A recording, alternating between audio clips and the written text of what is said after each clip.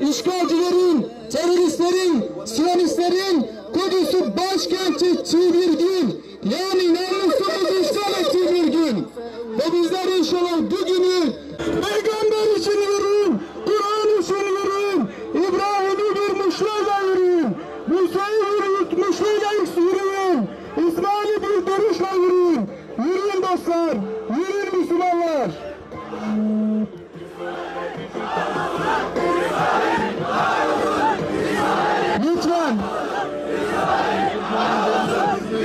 Lütfen brandaların önünde basın mensupları dışında kimse olmasın Allah aşkına. Bu kutlu yürüyüşü daha güzel bir hale getirelim. Allah aşkına. Lütfen dostlar. Brandaların önünde kimse durmasın basın mensupları dışında. Muhammed Resulullah. La ilahe illallah. Muhammed Habibullah. La ilahe illallah. Ahmed'e lanetullah. La ilahe illallah. İsrail lanetullah. Tekbir. Allahu Ekber. Allahu Ekber. Allahu Ekber.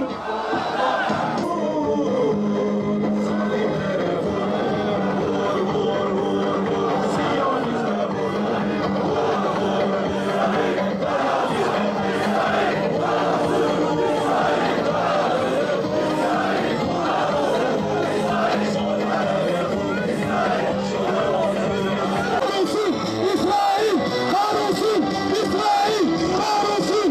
İsrail!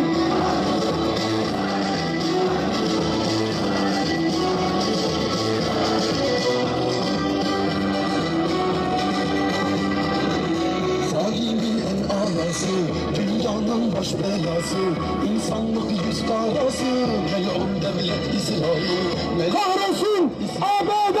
Kahrolsun! Amerika! Amerika'nın bozulsun, melun devlet İsrail, melun devlet İsrail, katil, İsrail, katil, İsrail! Katil! İsrail!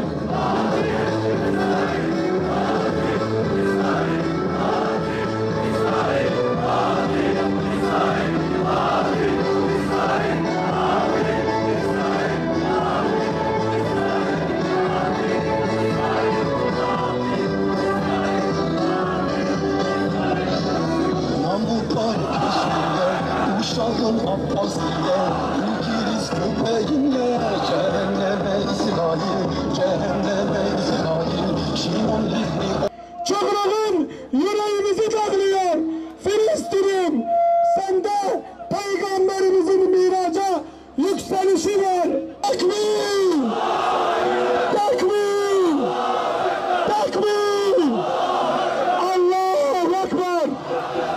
Allahu Ekber! Tekbir! Tekbir! Bekle Kudüs geliyoruz! İbrahim'in ateşe çıkışı gibi geliyoruz! Musa'nın kızı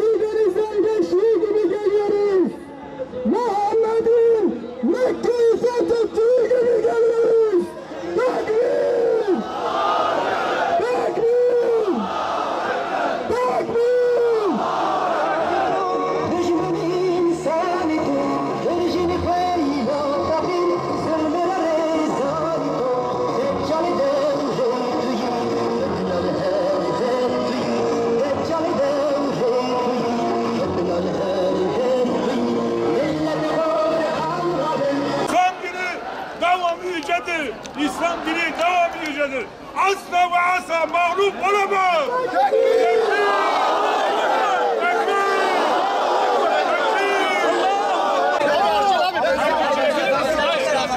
Mübarek bir zaman dilimine girmişiz. Bugün Şaban ayının son günü. Bu gece tüm İslam coğrafyasında teravih namazı kılınıp sahura kalkınacak. Böyle mübarek günleri kana bulamak Siyonist aklın vazgeçilmez oldu. Irkçı emperyalizm bu mübarek günleri yine kana buladı. Bugün işgalci İsrail yine Filistin'de katliamlar yapmaya devam ediyor.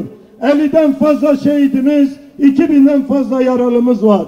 Seçildiği günden beri ABD Başkanı Trump dünyanın başına bela olmuş ve küstahlarına devam ediyor. Trump 7 ay önce ABD'nin büyükelçiliğini Kudüs'e taşıyacağını belirtmişti. Geçtiğimiz haftada sokaklarda Kudüs'te Arapça, İngilizce, İbranice ABD Büyükelçiliği levhaları asılmıştı. İslam ülkelerinin ABD ve İsrail'in bu kararları göstere uygulamaları karşısında ciddi bir mukavemet göremedikleri içindir. Kim ne derse desin İsrail meşru bir devlet değil ancak bir terör örgütüdür. Ey İslam ülkeleri yanlıştan dönün. Ey Arap ülkeleri yanlıştan dönün. ABD'nin İsrail'in peşinden gitmekten vazgeçin. Ey İslam ülkelerinin yöneticileri, eli ayağı parçalanmış çocuklar aşkına, kafası uçurulmuş, beyni dökülmüş çocuklar aşkına, gözlerindeki dehşetle yardım bekleyen çocuklar aşkına yanlıştan dönün. Herkes şahit ki telefon diplomasiyle, lanet okumakla belli bir yere kadar adım atılıyor. Ancak İsrail bunlardan da anlamıyor. İsrail'e ancak yaptırım yapmakla bazı şeyler çözülür. İsrail güçten anlar. Allah için İsrail'e yapılan anlaşmaları tüm İslam ülkeleri yırtıp bir kenara atmalıdır. Bunlara yapmaya gücümüz yetmiyorsa Allah için her İslam ülkesi yöneticileri çıkıp kendi halkını sokağa dökmelidir. 1,5 milyar Müslüman 8 milyonluk İsrail'e tükürürse tükürüğüyle boğar. Korkmayın, Allah aşkına cesur olun buradaki kitleler gibi. Siz gereğini yapamazsanız bu milletin içinden İsrail'e ve dünyanın tüm zalimlerine haddini bildirecek buradaki yiğitler çıkacaktır. Cenab-ı Allah zalimleri bizim elimizle Allah'ın izniyle cezalandıracaktır. Basın açıklamasını okumadan önce İsrail'in başkentini ilan edeceğim.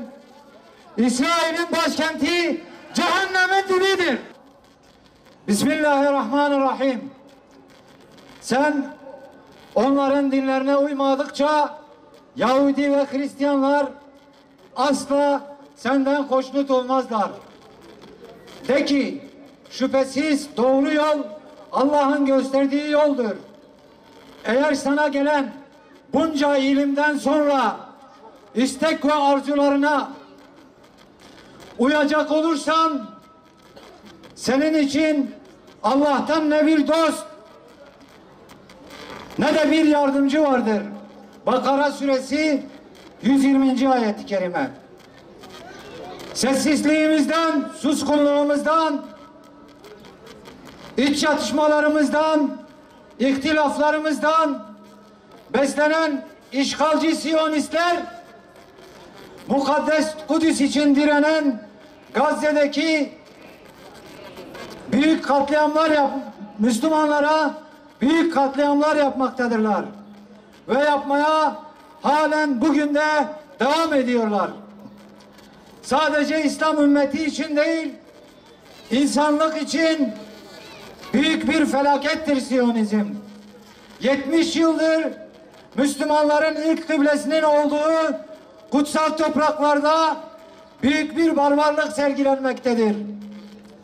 Kadın çocuk demeden işlenen katliamlar, zorunlu göçler artık dayanılmaz bir duruma gelmiştir. Müslüman kardeşlerimiz acı içinde kıvranırken, bedenleri toprağa düşerken bizim sessiz, suskun kalmamız mümkün değildir. hem Siyonistlerin zulmüne hem de İslam ülkelerinin zillet içerisindeki idarecilerinin takındığı tavra karşı baş kaldırıyoruz. Ümmet adına bir avuç Müslümanın izzetli direnişini de sahipleniyoruz ve selamlıyoruz. Kudüs Fatihi Selahaddin Eyyubi'nin torunları olarak Kürdistan'dan şerefli direnişlerini selamlıyoruz kardeşlerimizin. Ve buradan tüm dünyaya çağrıda bulunuyoruz. Yaşanan vahşete herkes sessiz kalsa da biz sessiz kalmayacağız. Tüm benliğimizle Müslüman kardeşlerimizin yanında olacağız inşallah. Avrupa Birliği, Birleşmiş Milletler yaşanan insanlık dramının görmezden gelse de Arap Birliği, İslam Birliği Teşkilatı gerekli ve yeterli adımları atmazsalar da Müslüman milletler ABD ve Siyonist işgallere karşı sesini yükseltmeye her zaman devam edecektir. İslam düşmanları şunu iyi bilsin ki bugün meydanlardayız ama yarın cephelerde olacağız inşallah. Takbir! Takbir! Takbir! Bugün çığlığımızda sessiz kalanlar